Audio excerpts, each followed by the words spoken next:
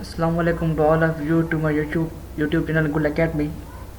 आज के इस ट्यूटोरियल में हम एक एक एक बिल्डिंग को मॉडल करेंगे, एनालाइज करेंगे, डिज़ाइन करेंगे यूजिंग ईटेप सॉफ्टवेयर।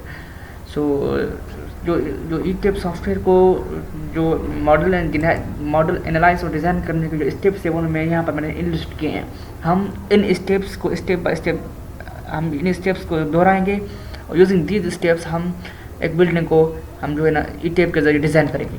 तो सबसे पहले जो स्टेप है वो है assign grid and story data. तो लेट्स स्टार्ट। सबसे पहले आपसे गुजारिश है कि मेरे चैनल को सब्सक्राइब करें। Let's start. न्यू मॉडल पे आप क्लिक करेंगे। अब यहाँ पर use built up inciting with अब डिस्प्ले यूनिट्स, जिस यूनिट पे हम काम करना चाहते हो, US customer units, metric SI systems, metric MK systems.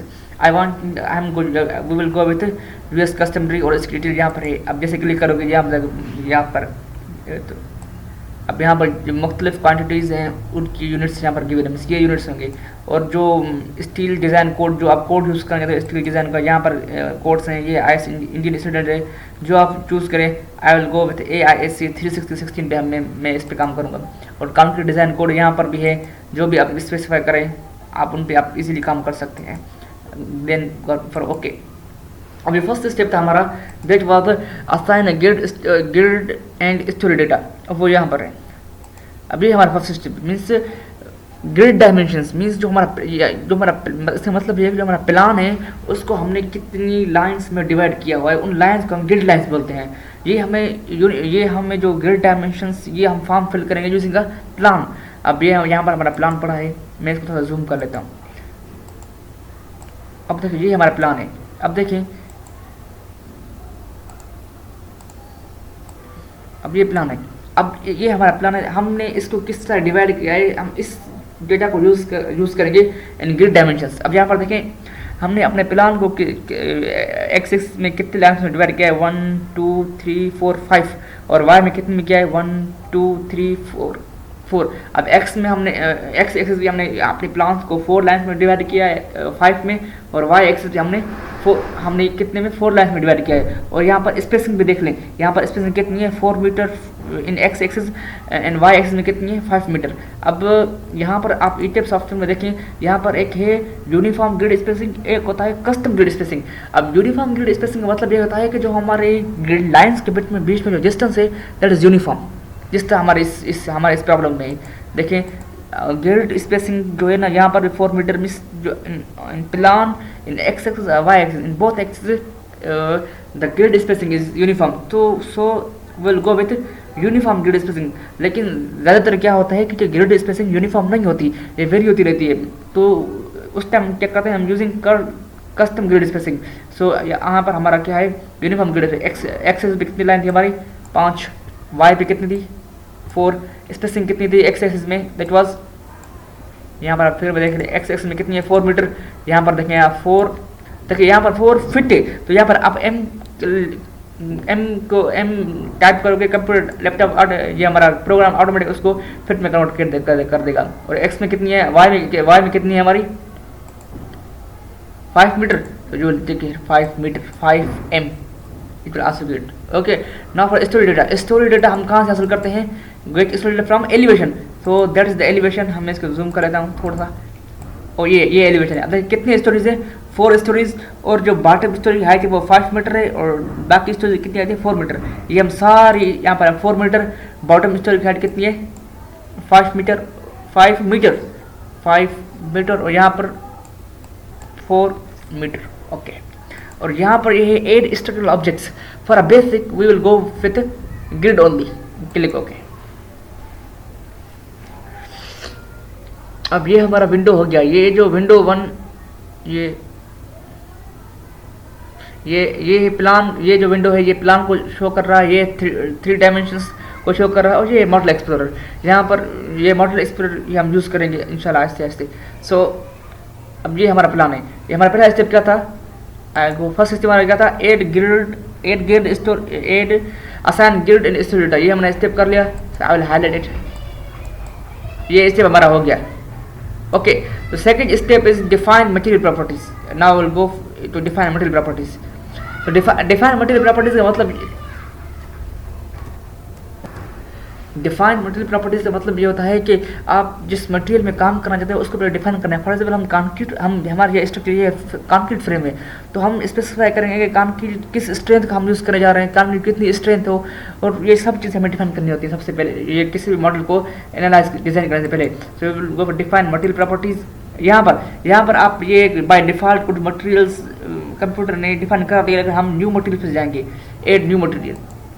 यहाँ पर आप किस रीजन में काम करना चाहते हो, विल गो, हम क्या यूएस यूनाइटेड स्टेट्स, मटेरियल कौन सा है आप कंक्रीट, और स्टैंडर्ड ये कस्टम में रख रहे हैं। और यहाँ पर क्या ग्रेड ऑफ कंक्रीट, कौन सा ग्रेड यूज़ करना चाहते हो, will go with grade 50, grade 60। यहाँ पर आप ओके करोगे। ये आपका नया मटेरियल प्रॉपर्टीज डेटा आपके सामने आ जाएगी। उसमें सबसे पहला जो है वो है नेम ऑफ मटेरियल, ये 60 के SI, ओके।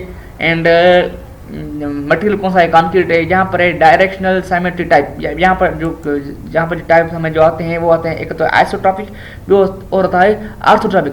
बिकॉज ऐसा कंक्रीट को हम एज आइसोट्रॉपिक कंसिडर करते हैं। आइसोट्रॉपिक मतलब क्या होता है कि इस properties in all direction is same. तो जब भी कंक्रीट हो you should always go for isotropic, okay. और यहाँ पर स्पेसिफाइड वेट डेंसिटी, इसके साथ आप जाएँ मटेरियल डेंसिटी, इलास्टिक मॉडुलस। यहाँ पर देखें 60 के SI पे इलास्टिक मॉडुलस प्रोग्राम ने खुद ब खुद कैलकुलेट कर लिया है। लेकिन जब अगर हम फॉर एग्जांपल मैं यहाँ पर 40 के SI 40 के SI करना चाहता हूँ, तो मुझे इलास्टिक मॉडुलस चेंज करना पड़ेगा। वो कैसे चेंज करेंगे, उसके वैल्यू, उससे फार्मूला पता है 57,000/f-c। उस फार्मूले को हम पुट करेंगे, अपना वैल्यू हम रखेंगे, तो हम उसके जरिए हमें इलास्टिक मॉडुलस, ये यहाँ पर हमने वहाँ पर 60 पिछले डिफाइन करके आए 60 के SI, तो यहाँ पर कंप्यूटर ने, हमारे प्रोग्राम ने ऑटोमेटिकली उसको कैलकुलेट कर लिया है। तो यहाँ पर आप देखिए show modify show material property design data. अब यहाँ पर देखें 60 मटेरियल का नाम हमने क्या लिखा था, 60,000 PSI, मटेरियल कौन सा है, कंक्रीट है, आइसोट्रॉपिक है, ग्रेड कौन सा है 60, specified grade 60, okay okay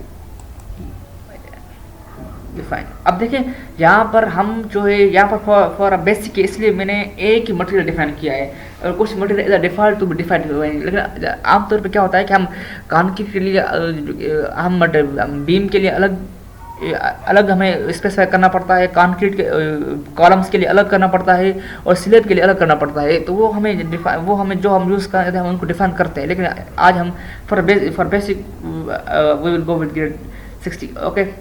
now ये हमारा स्टेप हो गया। उसके बाद ये हमारा स्टेप भी हो गया डिफाइन मटेरियल प्रॉपर्टीज। मैं इसको ऐड करता हूँ। Third step is define a section. अब डिफाइन अ सेक्शन अब क्या होता है, अब डिफाइन सेक्शन क्या होता है कि डिफाइन सेक्शन मतलब होता है जो हम बीम्स बनाने जा रहे हैं, जो हम कॉलम्स बनाने जा रहे हैं, जो हम स्लैब्स हैं, जो स्ट्रक्चरल कंपोनेंट्स हैं, उनको हमें डिफाइन करना होता है।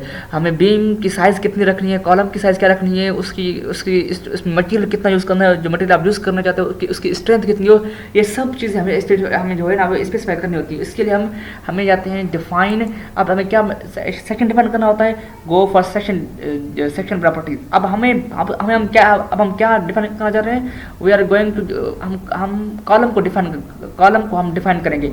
सो कॉलम किस में आता है, फ्रेम सेक्शन में आता है। और कॉलम, अब हम यहाँ पर कुछ स्पेसिफाई, लेकिन हम न्यू मटेरियल न्यू प्रॉपर्टी में जाएंगे। अब हम यहाँ पर हम कॉलम कौन सा बनाना चाहते हैं, रेक्टेंगल बनाए या सर्कुलर बनाए, we will go for rectangle. हम इसको क्लिक करेंगे, ये हमारा एक नया मॉडल हो जाएगा। यहाँ पर आपने नाम लिखना है, नाम हम देता हूँ, नाम आप जो भी दे, यहाँ पर मैं उसकी साइज़ करता हूँ, हम 12x12 का यूज़ करेंगे, ओके।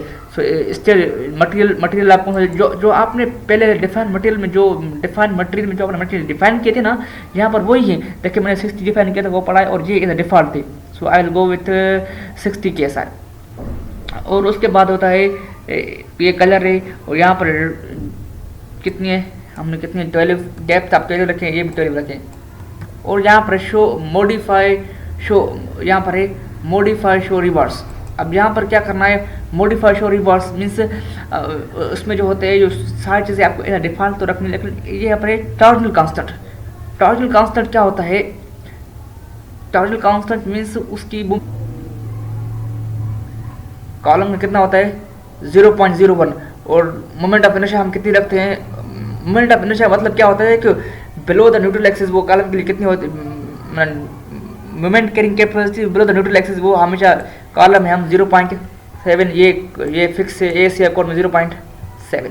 ओके, यहाँ पर हम ओके करेंगे। ये शो मॉडिफाई